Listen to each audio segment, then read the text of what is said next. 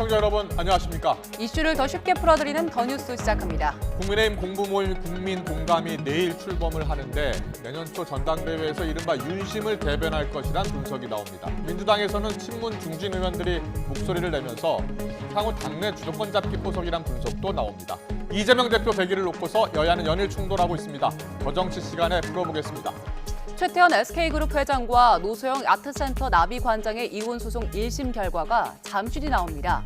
1조 원 넘는 재산 분할 결과가 관심인데요. 쟁점 짚어보겠습니다. 먼저 오늘의 주요 뉴스부터 보시겠습니다. 민주노총이 13일째를 맞은 화물연대 파업에 동조하기 위한 총력 투쟁 대회를 전국 15곳에서 개최합니다. 정부는 업무 개시 명령을 받은 화물 차주의 복귀 여부를 확인하는 현장 조사를 벌이며 압박의 수위를 끌어올리고 있습니다. 내년 예산안과 관련해 견해차를 좁힌 여야가 원내대표 회동을 통한 막판 협상을 이어가고 있습니다. 오는 9일 본회의 처리 기대감도 조심스럽게 제기되고 있습니다. 이태원 참사 핵심 책임자로 꼽힌 이임재 전 용산경찰서장의 구속영장이 기각되면서 수사에 제동이 걸렸습니다. 핵심 피의자들에 대한 추가 구속영장 신청을 검토하던 특별수사본부는 수사 전략 수정이 불가피해졌습니다. 뇌물과 불법 정치자금 수수 혐의를 받는 노웅래 더불어민주당 의원이 검찰에 소환돼 조사를 받고 있습니다.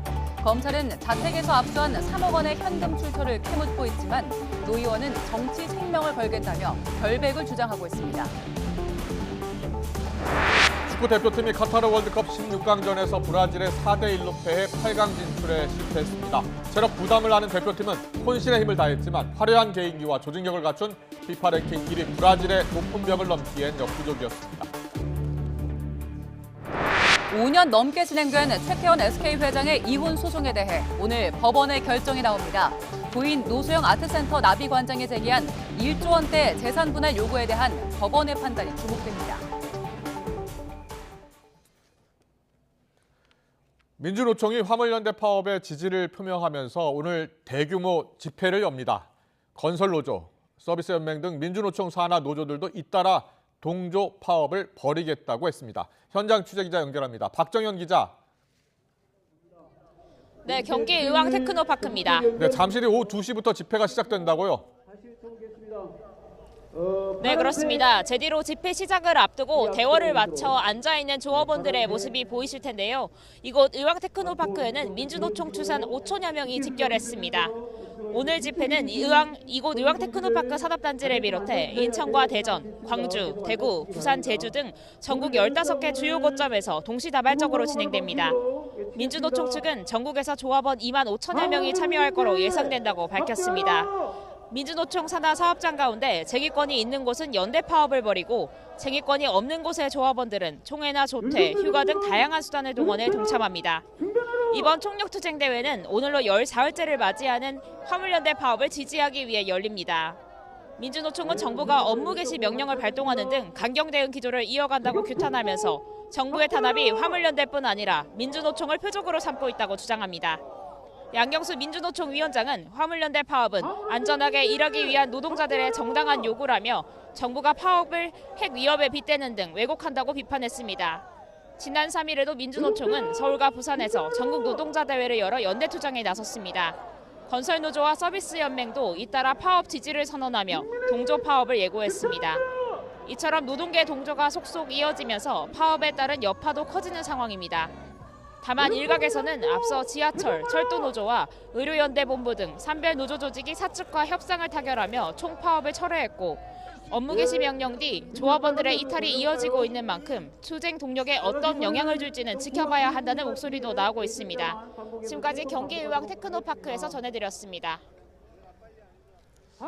정부가 업무 개시 명령을 발부받은 화물차주 800여 명이 실제로 운송을 재개했는지 현장 조사에 착수했습니다. 이들이 업무에 복귀하지 않았을 경우에 행정처분은 물론 형사처벌까지 하겠다면서 압박의 수위를 끌어올리고 있습니다. 취재기자 연결합니다. 이동우 기자. 예, 경제부입니다. 정부가 업무 개시 명령을 발부받은 화물차 기사에 대한 현장 조사를 벌이고 있죠? 예, 그렇습니다. 국토부는 업무 개시 명령을 발부받은 시멘트 운송 기사와 화물차 기사가 운송을 재개했는지 확인하기 위한 현장 조사에 착수했습니다. 조사 대상은 복귀 기한이 종료된 운송사 33곳과 화물차주 791명입니다. 정부는 업무 재개를 하지 않은 것으로 확인되면 1차 불응 시에는 30일 이하 운행 정지, 2차 불응 시에는 화물 운송 자격 취소 등 행정 처분을 한다는 방침입니다. 여기에 대해 형사 처벌을 위한 고발 조치는 물론 경제적 압박을 가하겠다며 제재 수위를 끌어올리고 있습니다. 국토부는 어제 운송사 4군데와 화물차주 45명에 대한 조사를 완료했습니다. 이 가운데 운송사 7개, 차주 43명은 운송을 이미 재개한 것으로 확인했습니다. 차주 2명은 운송 의향이 있지만 코로나 확진과 가족 병환으로 즉시 운송 재개는 곤란한 것으로 밝혀졌습니다. 업무 복귀 기한이 끝나는 화물차주들이 시간이 갈수록 더 늘어나면서 운송 재개 인원은 더 증가할 것으로 전망됩니다. 정부는 어제 집단 운송 거부 관련 집회 등 참가 인원을 5,300명으로 출정식 대비 55% 수준으로 감소했다고 밝혔습니다. 네, 화물연대 파업으로 산업계 피해도 확산하고 있다고요? 예, 그렇습니다. 업무 개시 명령 발부 이후에 항만 물동량은 회복되고 있지만 정유와 철강업계 피해는 확산하고 있습니다. 철강업계는 평시 대비 53%가 출하되며 제품 출하에 차질을 빚은 규모가 1조 2천억 원에 이른다고 추정하고 있습니다. 여기에 석유화학 제품도 출하량이 평소에 5%로 떨어지며 출하 차질 규모가 1조 원을 넘을 것으로 보여 업무 개시 명령 추가 발동 후보로 거론됩니다. 유류, 탱크로리 파업으로 휘발유 등 재고가 떨어진 주유소는 오늘 오전 8시 기준 85군데로 어제 96곳에서 다소 줄었습니다. 이 가운데 수도권은 서울 27군데 등 49곳입니다. 다만 전국 12개 항만의 밤시간대 컨테이너 반출입량은 평시에 114% 수준으로 늘었습니다. 특히 규모가 가장 큰 부산항의 밤시간대 반출입량은 평시 대비 131%에 이릅니다. 어제 시멘트 운송량은 약 15만 7천 톤으로 평소의 84% 수준까지 회복됐다고 정부는 전했습니다. 하지만 레미콘 생산량이 아직 49% 수준이어서 어제까지 1349개 공사 현장 가운데 785개 현장에서 공사 중단이 발생했습니다. 원희룡 국토부 장관은 화물연대의 조속한 복귀를 위해 정부가 계기를 마련해야 한다는 의견이 있지만 이번 기회에 다시는 잘못된 관행이 반복되지 않도록 불법과 타협하지 않을 것이라고 밝혔습니다. 화물연대는 정부 여당은 대화를 거부하고 매일같이 더 강한 탄압을 예고하며 협박에 나서고 있다면서 끝까지 투쟁하겠다고 다짐했습니다. 지금까지 경제부에서 YTN 이동호입니다. 국회에서는 내년도 예산안 처리를 위한 여야의 막바지 협상이 이어지고 있습니다. 실무 협상에서 이견을 좁히지 못한 여야는 오늘 원내대표 회동을 통해서 대통령실 이전과 지역사랑 상품권 등 핵심 쟁점 예산들을 놓고서 논의에 들어갑니다. 국회 취재기자 연결합니다. 권남기 기자. 네, 국회입니다. 여야가 내년도 예산안 처리를 위한 협의를 오늘도 이어간다고요? 네, 그렇습니다. 내년도 예산안 처리를 위한 여야 협상은 오늘부터 각 당 원내대표가 주도합니다. 여야 원내대표는 국회의장 주재 회동 등 만남을 이어갈 예정인데 대통령실 용산 이전이나 지역사랑 상품권 예산 등 주요 쟁점에 대한 협상이 진행될 것으로 보입니다. 여야 회동을 앞두고 아침 회의에선 신경전도 벌어졌습니다. 국민의힘은 민주당이 새 정부 핵심 예산을 깎으려 드는 건 대선 불복이라고 비판했고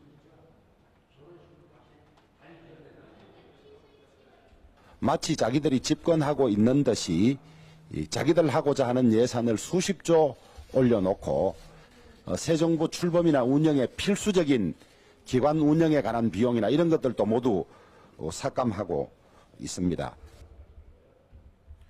더불어민주당은 윤석열 정부 예산안에 서민은 없고 이른바 윤심만 가득하다고 꼬집었습니다. 정부 예산안 어디를 들여다봐도 정부의 국정 기조가 보이지 않습니다. 말로는 긴축 재정을 한다면서 실체는 민생 예산을 깎고 초부자 감세로 특정 계층 몰아주기를 하겠다는 예산입니다.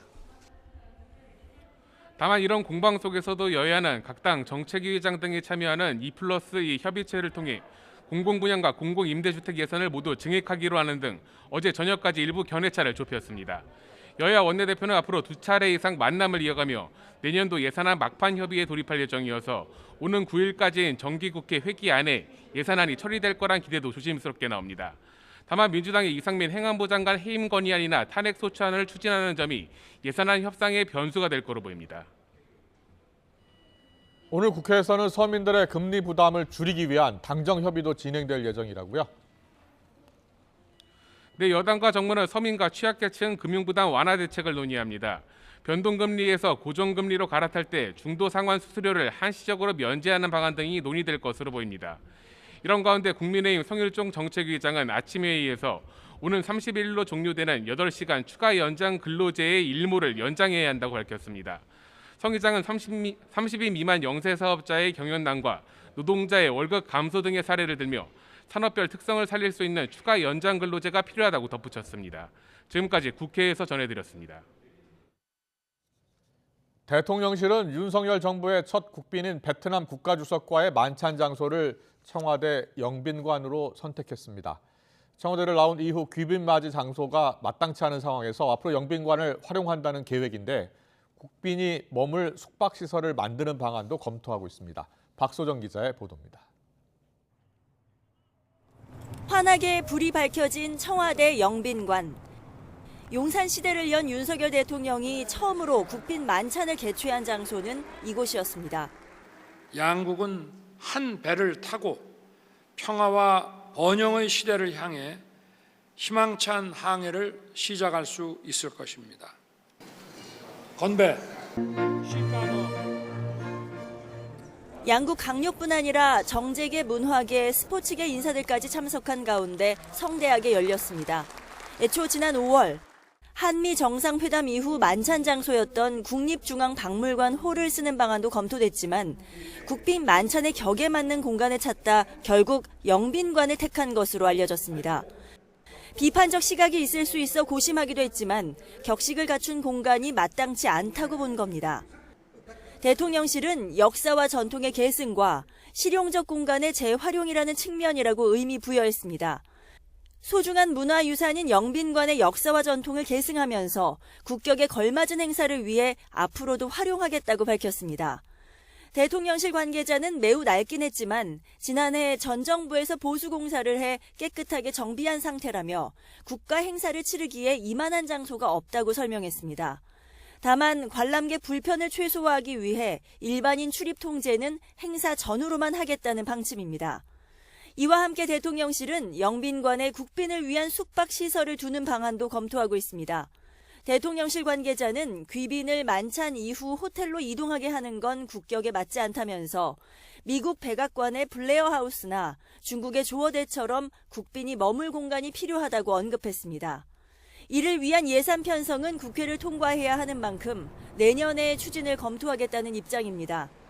앞서 대통령실은 지난 9월 새 영빈관을 짓기로 하고 내년도 정부 예산안에 878억여 원을 포함했다가 논란이 커지자 윤 대통령이 전면 철회 지시를 한 바 있습니다. YTN 박소정입니다. 뇌물과 불법 정치자금 수수 혐의를 받는 더불어민주당 노웅래 의원이 검찰에 출석했습니다. 검찰이 강제 수사에 들어간 지 3주 만입니다. 현장에 나가 있는 취재기자 연결합니다. 임성우 기자. 네, 서울중앙지검입니다. 검찰이 노 의원을 아직 조사하고 있는 겁니까? 네, 그렇습니다. 서울중앙지검 반부패 수사 2부는 오늘 오전 노 의원을 피의자 신분으로 불러서 지금까지 조사하고 있습니다. 노 의원은 비공개에 소환되면서 출석 모습이 취재진에 포착되지는 않았습니다. 오늘 조사는 지난달 16일 노 의원 자택과 국회 사무실 등을 압수수색하며 강제 수사에 들어간 지 3주 만입니다. 노 의원은 재작년 사업가 박모 씨로부터 5차례에 걸쳐 사업 편의 청탁과 인사청탁을 받으면서 선거 경선자금 명목으로 뇌물 6천만 원을 챙긴 혐의를 받습니다. 박 씨는 구속 기소된 이정근 전 민주당 사무부총장에게 10억 원의 뇌물을 준 혐의를 받는 인물이기도 한데요. 검찰은 박 씨가 노 의원에게 국토부의 물류단지 개발 실수요 검증 신속 진행과 태양광 사업 지원, 또 지방국세청장과 한국동서발전 임원 인사 관련 청탁을 했다고 보고 있습니다. 검찰은 오늘 노 의원을 상대로 박 씨 측으로부터 받은 돈의 대가성 여부를 조사하는 것으로 전해졌습니다. 특히 지난달 18일 자택 추가 압수수색에서 확보한 3억 원가량의 돈다발이 조성된 경위와 불법 여부도 캐묻는 것으로 알려졌습니다. 노 의원은 자신이 결백하다는데 정치 생명을 걸겠다며 혐의를 완강히 부인하고 있습니다. 또 자택에서 발견된 돈다발도 출판 기념회 때 모인 후원금과 부의금일 뿐 불법 정치자금이 아니라고 선을 그었습니다. 노 의원은 앞서 자신에 대한 검찰 압수수색에 이의를 제기하면서 이를 취소해달라는 준항고를 지난달 28일 법원에 제기했습니다. 노 의원이 회기 중 불체포 특권이 있는 현직 국회의원인 만큼 구속심사를 위해선 국회에서 체포동의안이 통과돼야 합니다. 검찰은 오늘 노 의원을 조사한 뒤 재소환이나 구속영장 청구 여부 등 신병 처리 방향을 조만간 결론 낼 것으로 보입니다. 지금까지 서울중앙지검에서 YTN 임성호입니다. 한동훈 법무부 장관이 이른바 청담동 술자리 의혹을 제기한 김의겸 더불어민주당 의원과 유튜브 매체 더 탐사 등에 대해 법적 대응에 나섰습니다. 한 장관은 지난 2일 서울중앙지방법원에 김의겸 의원과 더 탐사 관계자, 제보자 A씨 등을 상대로 10억 원의 손해배상을 청구하는 소를 제기했습니다. 또 이들을 허위 사실을 유포한 혐의로 서초경찰서에 형사 고소했다고 밝혔습니다. 앞서 더 탐사는 한 장관과 윤석열 대통령이 서울 청담동 고급 술집에서 김앤장 변호사들과 술자리를 했다고 주장하는 영상을 올렸습니다. 이후 김 의원이 국회 국정감사장에서 관련 의혹에 대해 질문하자 한 장관은 이를 강하게 부인했고 보수단체가 김 의원 등을 명예훼손 혐의로 고발해 경찰이 수사에 착수했습니다.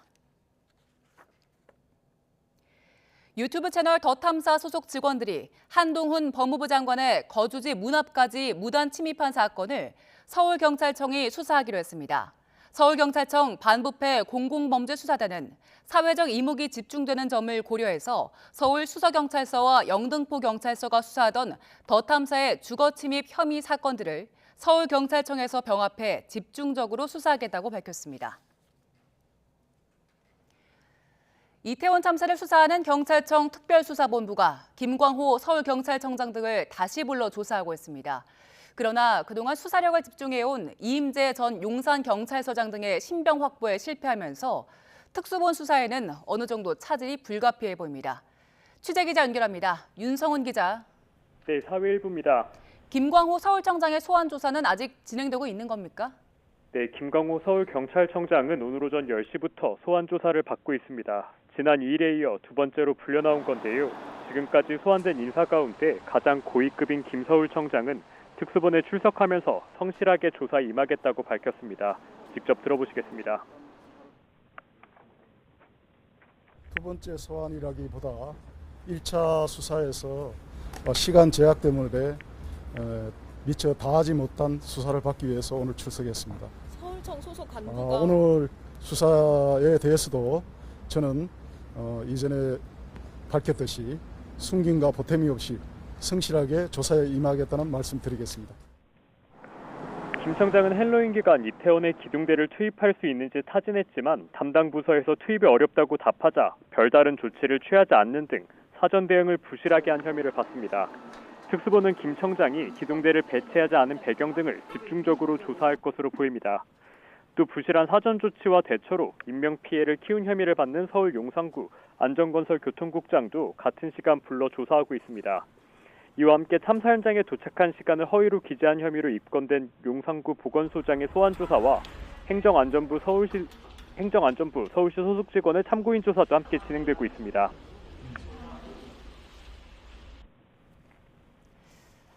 그동안 특수본 수사가 현장 책임자에만 머물렀다 이런 비판이 계속됐는데 수사를 윗선으로 확대하려던 방침은 여전히 유효한 겁니까? 네, 특수본 수사가 윗선으로 뻗어나가는 건 현재로선 눅눅하지 않은 상황입니다.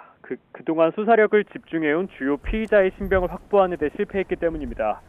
서울 서부지방법원은 어젯밤 참사 전 대비와 사후 대응을 소홀히 한 혐의를 받는 이임재 전 용산경찰서장과 전 용산경찰서 112 상황실장의 구속영장을 기각했습니다. 증거를 없애고 도주할 우려가 작다는 게 법원의 판단입니다.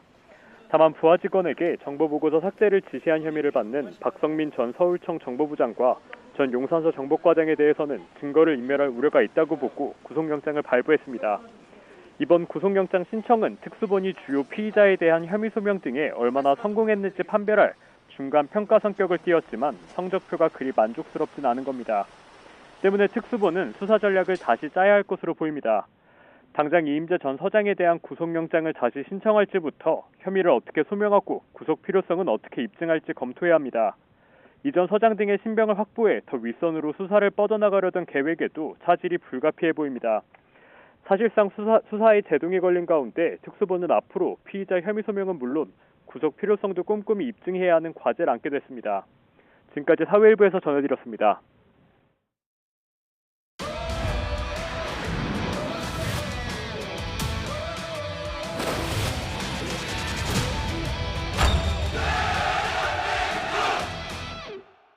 네, 우리 축구 국가대표팀이 카타르 월드컵 16강에서 브라질에 큰 점수차로 패배하면서 세계 최강의 벽을 실감해야 했습니다.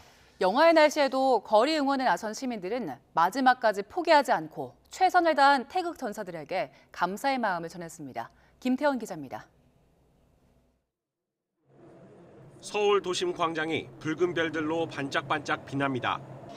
친구 애인과 가족들과 함께 거리로 나와 태극기와 응원 팻말을 들고 목청껏 응원 구호를 외쳐봅니다.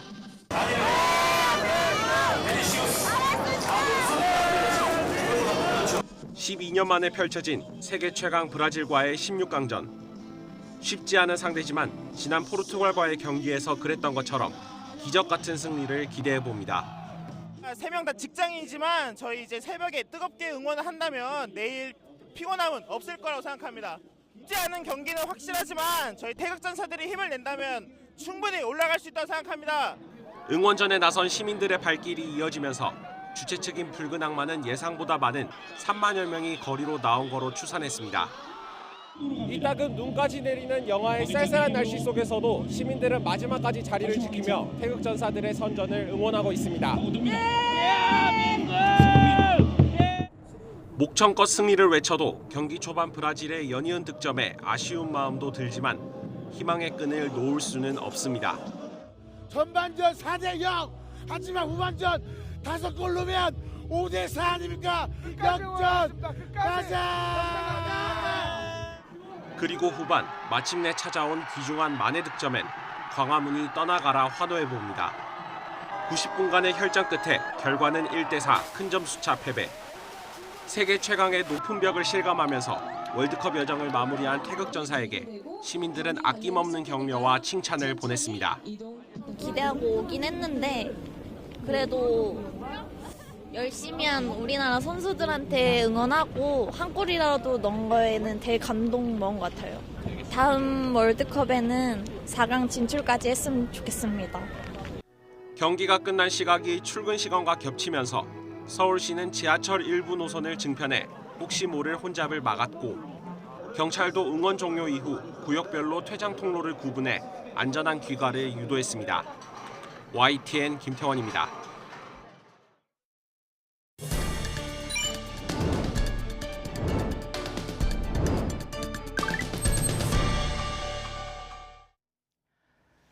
오늘 새벽 브라질과의 경기를 끝으로 우리 대표팀 아쉽게도 카타르 월드컵 여정을 마무리 지었습니다. 벤투 감독은 오늘 기자회견에서 우리 대표팀과 재계약을 하지 않기로 했다며 작별을 고했는데요.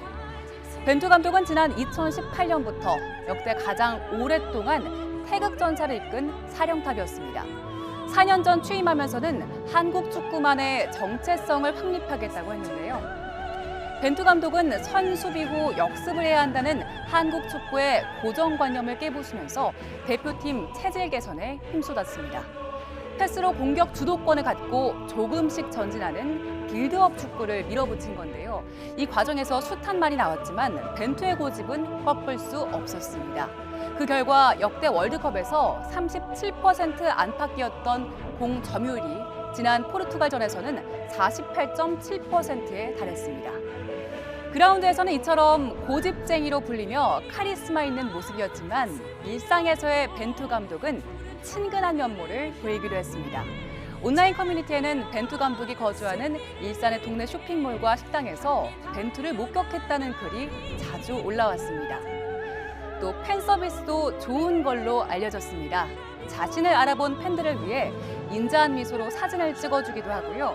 한국말로 먼저 안녕하세요 하면서 인사를 했다는 말도 전해집니다. 선수들과도 자주 소통하며 든든한 버팀목이 된 벤투 감독. 이재성 선수는 본인의 글로그에 벤투 감독이 선수들의 압박감을 덜어주고 또 자신감을 실어주기 위해서 노력하는 게 보인다는 말을 남겼는데요.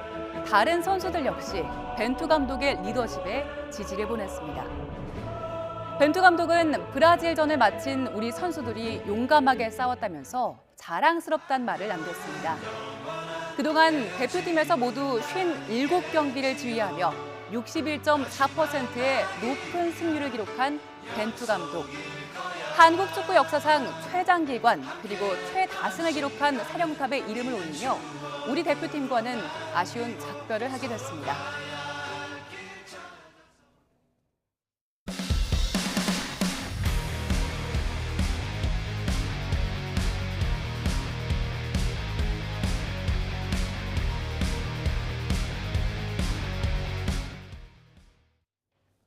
고 장쩌민 전 중국 국가주석의 추도 대회가 열렸습니다. 중국 당국은 전 국민이 3분 동안 묵념하라고 공고를 했는데 100% 지켜지지는 않았습니다. 베이징 연결합니다. 강정규 특파원. 네, 베이징입니다. 오늘 현지 분위기는 사전에 공지했던 것과는 다소 달랐다고요? 네, 오늘 오전 10시 베이징 인민대회당에서 고 장쩌민 주석의 추도 대회가 거행됐습니다. 고인에 대한 3분간 묵념으로 행사가 시작됐는데요. 인민대회당에서 약 5km 정도 떨어져 있는 YTN 지국 부근에서도 사이렌이 울렸습니다. 14억 전 중국 인민이 멈춰서는 장면을 화면에 담기 위해 저희 취재진도 직접 거리로 나가봤는데요. 예상했던 것과는 달리 도로 위의 차들은 멈춰서지 않고 평소처럼 달렸습니다. 한 차량이 10시에 맞춰 경적을 몇 번 울리긴 했는데 따라하는 차들은 없었습니다. 거리의 행인들도 사이렌 소리에 개의치 않고 가던 길을 마저 갔습니다. 경찰의 교통 통제나 단속도 없었습니다. 앞서 지난 1일 시진핑 주석을 필두로 한 장례위원회는 전 인민에게 3분 동안 묵념하라고 특별 공고를 냈습니다. 이에 따라 주식 거래를 포함한 모든 금융기관이 업무를 일시 중단했고 오늘 하루 동안 놀이공원과 온라인 게임 이용 등 오락행위도 금지됐습니다. 네, 가장 가까운 시기에 비슷한 애도 행사가 있었죠. 지난 2008년 스촨 대지진 때였는데요. 그때는 어땠습니까? 네, 지난 2008년 5월 12일 스촨에서 규모 8.0의 강진이 발생해 8만 7천여 명이 숨지거나 실종됐습니다. 일주일 뒤 지진이 발생한 2시 28분에 맞춰서 사이렌 소리가 퍼지며 전 국민이 3분 동안 묵념에 들어갔는데요.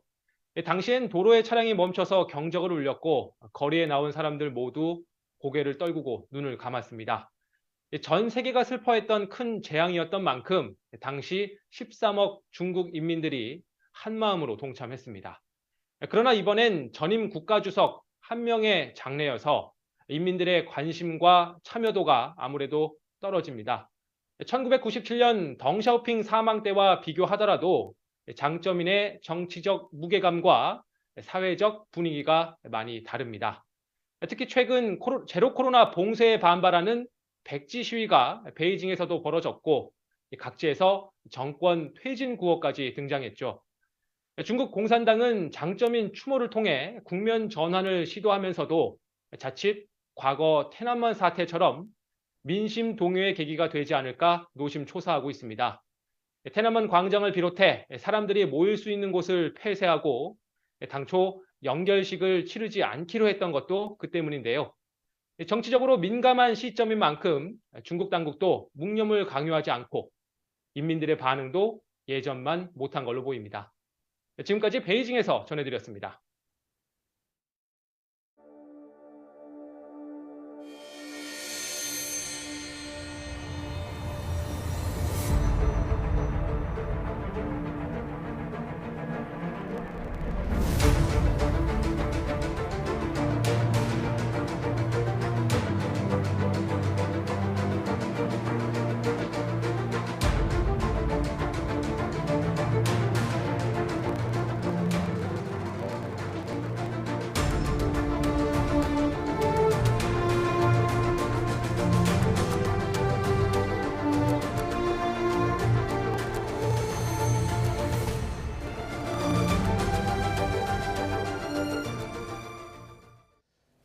네, 최태원 SK그룹 회장과 노소영 아트센터 나비 관장의 이혼 소송 1심 결과 조금 전에 뉴스 속보로 저희가 자막으로 전해드렸습니다. 네, 재판부에서는 최 회장이 노 관장에게 665억여 원을 지급하라라고 명령했고요. 또 위자료는 1억 원을 지급하라고 명령했습니다.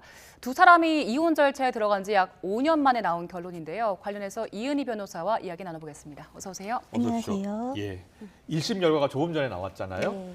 자, 먼저 결과 내용을 좀 자세히 설명을 해주세요. 일단 재산 분할로 665억 원 정도를 인정했고 그 위자료로 1억 원 정도를 인정했는데 일단 이 숫자만 놓고 보면 와 이러실 수 있는데 이 사건의 이제 대상이 됐던 재산의 규모를 생각해 보면 이게 좀 굉장히 그 뜻밖의 결과, 그러니까 노소영 씨 입장에서는 굉장히 뜻밖의 결과라고 할 수가 있습니다. 왜냐하면 청구했던 금액이 이제 금액으로 환산하면은 1조 3천억이 넘는 돈이었는데 그 중에 이제 665억 원이면 그 중에 5% 정도만 인정이 된 거기 때문에 굉장히 낮게 인정이 된 거고, 요걸 이제 지금 판단 이유가 자세하게 보도가 이제 되지는 않았지만 추정컨대 지금 SK 주식에 대한 부분이 그 분할 대상에서 제외되었거나 혹은 만약에 그거를 포함했다 하더라도 굉장히 낮게, 그러니까 뭐 한 몇 프로, 1, 2% 정도만 기여도를 인정한 그런 상황이라 포함을 아예 안 시킨 게 아닌가라고 추단이 됩니다. 네, 그리고 지금 노소영 관장이 위자료도 3억 원을 요구했었는데 1억 원만 인정을 했네요. 사실 이제 이 소송을 통해서, 이 소송의 위자료를 통해서 우리가 생각해 볼 부분이 뭐냐면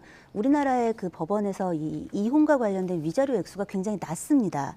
그래서 이제 통상 소송을 진행해 보면 좀 어느 정도 재산이 있는데 만약에 이제 한쪽 배우자가 뭐 그 노름도 하고 뭐 때리기도 하고 뭐 바람에 폈어요. 소위 외도를 했어요.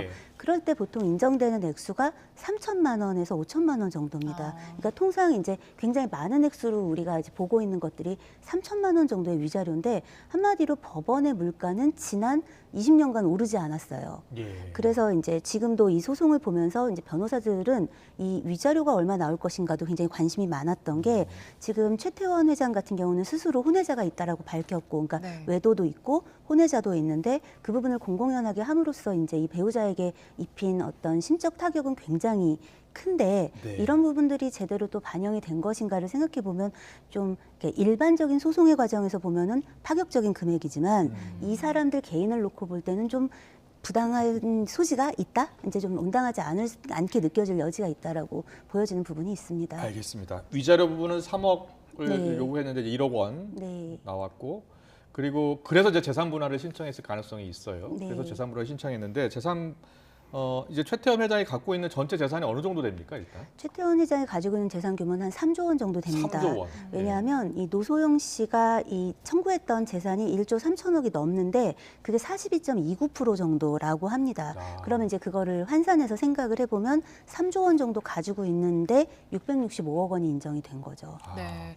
그러면 재산 분할을 하게 되면 언제부터 언제까지의 재산을 나누게 되는 건가요? 통상 이제 우리가 부부 공동재산이라고 말해지는 것들이 이 분할의 대상이 되고요. 결혼을 해서 이제 이혼에 이르기까지 이제 함께 어쨌든 형성하고 만든 재산은 그게 부동산이 됐든 예금이 됐든 혹은 거꾸로 이제 빚이 있든 이런 것들은 통상 부부 공동재산 혹은 분할 대상 재산이 되게 됩니다. 그리고 이제 우리가 상속받거나 증여받거나 혼인 전에 가지고 있던 재산을 특유재산이라고 부르는데 그 재산도 무조건 뭐 배척이 되는 게 아니라 이것도 만약에 혼인 기간이 상당 부분 이제 혼인 기간이 상당 기간이 되어서 이 재산을 유지하거나 이게 금액이 커지는데 기여했다라고 이제 평가가 된다면 그것도 분할의 대상이 됩니다. 그래서 사실 이 소송도 마찬가지고 다른 이혼 소송에서도 사실은 위자료가 관건이 아니라 이 재산 분할이 항상 관건이 됩니다. 근데 최 회장 부부가 1988년에 결혼했더라고요. 거의 이제 30년 정도 살았는데 그동안 재산 형성에 어느 정도 노소영 관장이 기여했다라는 부분이 많이 인정된 것은 아니네요. 거의 배척됐다라고 오히려 보여지는 부분이 있고요. 그러니까 665억 원을 들여다보면 큰 금액이지만 이 전체 재산 규모를 생각해 보면은 이 한쪽 배우자 명의로 갖고 있는 재산은 한 2% 정도밖에 되지 않는 것이니까. 그리고 이제 이게 국민들이 심정적으로 가지고 있는 기여도와 재판부에서 생각하는 기여도는 상당히 달랐던 게 아닌가라는 생각이 듭니다. 일반인들의 그 이혼 시 재산 분할 소송도 보통 이렇게 결정이 됩니까? 일반적으로는 그렇지 않습니다. 이제 일반적으로는 이 사건을 보면은 30년 가까이 혼인 생활을 했잖아요. 물론 이제 최태원 회장이 2015년경에 이제 뭐 혼외자가 있다 이제 이런 이야기를 하면서 우린 2009년부터 별거를 했어 뭐 이렇게 이야기하고 사실상 혼인이 파탄난 건 이미 훨씬 전이다라고 이야기를 했는데 현재 아마 이 사건에서도 이런 부분이 쟁점이 되었을 겁니다. 그런데 그렇게 보더라도 20년이 넘잖아요. 그러면 이제 통상 일반적인 이혼 사건에서 20년 정도 부부가 함께 이제 생활을 했고 혼인 기간이 있고 그 기간 동안에 이제 보유한 재산이 있다면 설사 한쪽 상대방이 전업주부를 하더라도 이제 뭐 아이를 양육하고 살림을 하며 내조한 부분이 있잖아요. 네. 그런 게 기여도를 인정받아서 보통 절반 가까운 부분을 인정받는 경우가 되게 많습니다. 네. 그래서 이제 이 재벌가의 이혼 소송과 일반인들의 이제 이혼 소송은 좀 차이가 일반인들은 지금 보통 있는 이제 거죠. 절반 정도 인정받는다는 거네요. 네, 이런 상황이라면 이제 그렇게 될 가능성이 그렇군요. 높은 거죠. 이번 판결에서 네. 고 노태우 전 대통령이 네. SK그룹 성장에 기여했다는 특수성 같은 건 고려가 안 된 걸까요? 이게 좀 되게 어려운 문제입니다. 네. 왜 그러냐면 이제 히스토리적으로 보면은 이 SK텔레콤 이동통신 사업과 관련해서 노태우 정부 시절에 이제 사업권을 SK가 땄어요. 하지만 그렇죠. 이게 특혜 시비가 이제 붙으면서 반납을 했고요. SK가 원래 정유회사였는데 네. 텔레콤 사업을 갖게 된 맞습니다. 거죠. 예. 그래서 이제 그 과정에서 사업 특혜를 받았다는 시비가 막 있으면서 결국 반납을 했고 이후에 이제 김영삼 정부 시절에 다른 이제 공모주 매각처럼 이제 다른 방법을 통해서 사업권을 이제 획득하게 되는 상황이라 직접적인 관련성을 이제 이걸 입증하는 거는 쉽지 않았었을 것으로 보입니다. 네. 그 부분 때문에 사실 이 사건에 대한 예측을 할 때도 법조계에서 혹은 재계에서도 그렇고 기여도를 인정받는 게 쉽지 않을 거다라는 이야기가 있었고요. 네. 하지만 그럼에도 불구하고 이제 SK가 계속 그 이제 이 혼인 이후로 쭉 약진을 해온 건 또 사실이란 말이에요. 근데 이걸 입증하는 건 또 쉽지가 않고 그리고 다른 문제도 있습니다. 이걸 인정하게 되면 그럼 특혜를 준 게 되잖아요. 예. 그럼 사실 이건 또 비리가 되잖아요. 그렇군요. 그러니까 이제 이런 예. 문제들이 이제 좀 붙어 있는 거죠. SK 같은 경우에는 뭐 텔레콤도 인수를 했지만은 네. 그 최근에 이제 반도체까지 네. 인수하면서 사업이 되게 커지고 네. 규모도 커졌잖아요. 그래서 아마 노소영 관장이 항소할 것 같거든요. 네. 예, 2심에서는 어떤 주장을 더 펼 것으로 보십니까? 2심에서는 아무래도 지금 이야기 이제 나누면서 저희가 좀 이런 기여도 부분에서 인정이 안 된 것 같다라고 얘기한 것처럼 이 지금 SK 주식에 대한 이 부분에 대한 이거를 그 분할 대상으로 보아야 한다. 기여도가 있다고 상당하다고 보아야 한다. 이런 주장이 이제 있을 것으로 보입니다. 예. 다만 그 쉬운 과정은 아니어서 굉장히 아. 먼 로드가 이 소송도 한 5년 걸렸거든요. 지금 네. 1심 예. 판결 나오는데 2심 판결도 쉽게 나오긴 좀 뭐 1년 안에 나오고 막 이렇게 되지는 않을 걸로 보입니다. 말씀하신 것처럼 시간이 상당히 걸리잖아요. 그럼 1심에서 2심 가는 동안에 네. 재벌 같은 경우에는 재산 증식 분도 상당할 텐데 네. 그 부분도 고려가 됩니까? 고려가 됩니다. 왜냐하면 사실심 종결대를 기준으로 보기 때문에 이제 주식의 가격의 가치 이 부분을 보니까 반영은 될 수 있겠지만 예. 이제 꼭 오른다는 보장이 또 있는 건 아니어서 아. 네 그렇습니다. 이번 그 최태원 노소영 부부 이혼 관련해서는 그 이부진 호텔 신라 네. 그 사장 이혼 건과 네, 네. 많이 비교를 하더라고요. 네. 그때는 어땠습니까? 이것이 되게 비슷하게 나왔습니다. 지금 이번 지금 최태원 회장 소송과 예. 이부진 그 상무 지금 호텔 신라 사장입니다. 사장님 예. 이부진 사장님 이 소송이 예. 사실은 그 결과적으로 보면 재산 분할에는 상당히 유사성을 띠고 있는데 그랬군요. 예. 그때도 보면은 이제 혼인 직전쯤에 이 이부진 사장이 그 아버지로부터 증여받은 돈으로 이제 그 전환사채 같은 것들을 매입하고 이후 이제 이런 것들이 주식으로 이제 보유하게 되고 아. 하는 과정이 있습니다. 예. 그런데 이제 이거에 대한 기여도를 이제 평가했을 때 이 기여도나 이제 뭐 여러 사정들을 봤을 때 이게 부부 공동재산으로서 뭐 평가해서 분할 대상으로 보기는 적합하지 않다라는 게 판결의 결과라 그때도 141억을 인정받는 걸로 이제 마무리가 됐었습니다. 그때 남편이 이제 이무재 전 삼성전기 고문이었는데 이 사장 재산이 2조 5천억 정도 되니까 네. 1조 2천억 원대의 재산 분할을 요구했는데 법원이 인정한 게 141억이었거든요. 네, 그러니까 사실상 거의 1% 정도 인정을 한 거죠. 청구했던 거에서. 예. 그럼 관련해서 볼만한 외국 사례도 있습니까? 외국 사례는 이제 미국에서 이제 지금 아마존 예, 이제 예. 그 창업자였던 이 이름을 까먹었는데 예, 베이조스. 베이조스의 경우에 부인하고 이혼할 때 25% 정도가 인정이 됐습니다. 근데 그건 왜 그랬냐면 예. 그 부인은 경영에 참여해 있거든요. 예. 그러니까 경영 기여도 등을 생각해 봤을 때 이제 전체적인 어떤 그 남편이 가지고 있는 거에서 25% 정도는 부인에게 어떤 지분이 있다, 기여도가 있다라고 본 것이죠. 네, 마지막으로 이거 주식으로 봤습니까? 그러면 현금으로 봤습니까? 아마 그 지금 금액으로 이제 판결을 했고 그 최태원 회장 쪽에서도 그 금액으로 이제 줄 확률이 높습니다. 왜냐하면 주식을 주게 되면 이건 지분과 경영권 이런 것들과 영향이 조금이라도 있게 되니까 사실은 이걸 주식으로 줄 확률보다는 매입해서 이제 매도해서 어쨌든 금액으로 지불할 확률이 높아 보입니다. 알겠습니다. 네, 최태원, 노소영 회장 부부 5년 만에 이혼 판결이 났고요. 1심에서 노소영 관장에게 665억 원을 재산분할 지급하라는 판결 내용에 대해서 들어봤습니다. 이인희 변호사와 함께했습니다. 잘 들었습니다.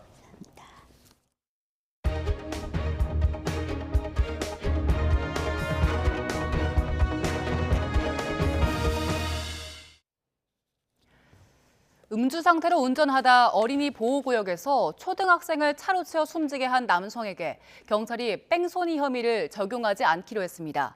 서울 강남경찰서는 지난 2일 서울 청담동에 있는 초등학교 앞에서 하교하던 어린이를 치어 숨지게 한 30대 남성 A씨를 특가법상 어린이 보호구역 치사, 이른바 민식이법과 도로교통법상 음주운전 등의 혐의로 구속했습니다. 뺑소니 혐의가 빠진 것과 관련해서 경찰은 A씨가 사고를 낸 뒤 2m 떨어진 자신의 집으로 들어가긴 했지만 40초 만에 사고 현장으로 뛰어 돌아와 119에 신고하는 등 구급 조치를 다 한 점 등을 고려했다고 설명했습니다. 2014년 송파 세모녀 사건 이후 정부가 지원 시스템을 보강했지만 생활고에 시달리던 가족들이 극단적인 선택을 하는 안타까운 사건이 최근 잇따르고 있습니다. 위기 가구를 파악하고 지원할 전문 인력을 더 양성해야 한다는 목소리가 나오고 있습니다. 임성재 기자입니다. 지난달 23일 서울 서대문구에 있는 다세대 주택에서 60대 어머니와 30대 딸이 숨진 채 발견됐습니다. 건강보험료는 1년 넘게 밀렸고 통신비 등도 반년가량 내지 못하는 등 극심한 생활고를 겪었던 것으로 추정됩니다. 엄청 많이 쌓여 있어서 다 못 들어가서 바닥에 튀어나올 정도로 많이 쌓여 있었거든요. 때문에 숨진 모녀는 정부가 매년 파악하는 복지 사각지대 발굴 대상자로 분류됐습니다. 하지만 등록된 거주지와 실제 거주지가 달랐던 탓에 지자체 등의 도움은 받지 못했습니다. 바로 이틀 뒤 이번엔 인천 서구에서 경제적 어려움에 시달려온 것으로 보이는 40대 부부와 10대 형제의 안타까운 소식이 이어졌습니다. 두 비극을 전후로 정부는 복지 사각지대에서 불행이 반복되는 걸 막겠다며 시스템을 개선하겠다고 약속하기도 했습니다. 단전이나 단수 등 위기 가구를 사전에 파악할 수 있는 정보를 33종에서 44종으로 늘리는 등 더 촘촘하게 관리해서 사각지대를 줄이겠다는 게 골자입니다. 촘촘한 사회 안전망 구축입니다. 우선 위기 가구를 정확히 선정하고 선정된 가구에 대해 필요한 복지 서비스를 신속하고 두텁게 지원하며 하지만 전담 인력 확충이 전제되지 않으면 미봉책에 불과하다는 비판이 나옵니다. 지난해 고위험 가구에 편입된 대상자는 130만여 명으로 전년보다 규모가 20% 넘게 늘었지만 담당 공무원 수는 1.6% 느는 데 그쳤습니다. 이마저도 전문 직렬인 사회복지직은 70% 정도고 나머지는 일반직 공무원입니다. 서비스를 연계하고 지원할 수 있는 사회복지 분야의 공무원이나 아니면 사회복지 전문 인력들이 부족한 상황에서는 위기가구들을 발견하고 지원하는 데는 한계가 있을 수밖에 없습니다. 또 복지 사각지대에 있다 올해 들어 7월까지 52만 3천여 명이 새로 정부의 레이더망에 들어오긴 했지만 이 가운데 기초생활 보장 등 안정적인 공적 지원을 받게 된 비율은 2.9%에 불과한 것으로 나타났습니다. 너무 낮고 과도한 선정 기준을 개선하지 않는다면 실제 발굴해도 그리고 발굴 당해도 이용할 수 있는 복지제도가 없기 때문에 여전히 사각지대로 남아있는 문제가 있는 것이고요. 또 복지 사각지대를 없애야 한다는 논의에 불을 붙인 지난 2014년 송파 세모녀 사건 이후 8년이 지났지만 비슷한 비극은 꾸준히 되풀이되는 상황. 위기 징후를 감지하는 데서 그치지 않고 실질적인 도움으로 연계할 방안도 고민해야 한다는 지적이 나옵니다. YTN 임성재입니다. 추위가 누그러지고 계절의 시계가 제저리를 되찾았습니다. 현재 서울 기온은 이맘때 수준인 5.2도까지 올랐는데요. 내일 낮부터는 기온이 예년 수준을 웃돌면서 공기가 한결 부드러워지겠습니다. 내일 서울 낮 기온은 7도, 모레는 8도까지 오르겠는데요. 기온이 크게 오르는 만큼 일교차는 10도 이상으로 더욱 크게 나겠습니다. 겉옷으로 체온 조절 잘 해주시기 바랍니다. 현재 충청 이남 곳곳으로 내리던 비나 눈은 대부분 잦아들었습니다. 하지만 늦은 밤부터 내일 아침 사이 또 한 차례 서해안에 약한 비나 눈이 내리겠는데요. 내일 아침까지 경기 남부와 충청 북부에 1에서 3cm의 눈이 예상됩니다. 이들 지역에 계신 분들은 미끄럼 사고가 발생하지 않도록 각별히 주의해 주시기 바랍니다. 비나 눈이 내리는 서해안과 달리 동해안 지역은 대기가 점점 더 건조해지고 있습니다. 특히 건조 경보가 발령 중인 강원 영동에는 내일까지 강하고 건조한 양간 지풍이 불겠는데요. 대형 화재가 발생하지 않도록 불씨 관리 잘 해주시기 바랍니다. 내일 아침 기온은 서울이 영하 2도, 대전과 대구는 0도로 오늘보다 2에서 5도가량 높아 크게 춥지 않겠고요. 낮 기온도 서울 7도, 대구 10도, 광주는 11도까지 오르면서 오늘보다 2에서 4도가량 높겠습니다.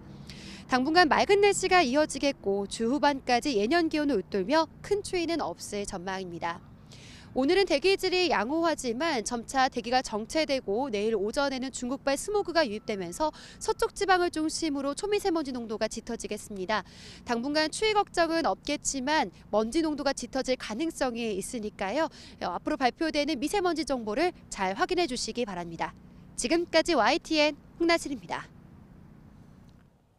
국민의힘 공보 모임 국민공감이 내일 출범하는데 내년 초 전당대회에서 이른바 윤심을 대변할 것이란 분석이 나옵니다. 민주당에서는 친문 중진들이 목소리를 내기 시작하면서 향후 당내 주도권 잡기 포석이란 분석도 나옵니다. 민주당 이재명 대표 100일 놓고 여야는 연일 충돌하고 있습니다. 잠시 뒤 더 정치 시간에 풀어보겠습니다.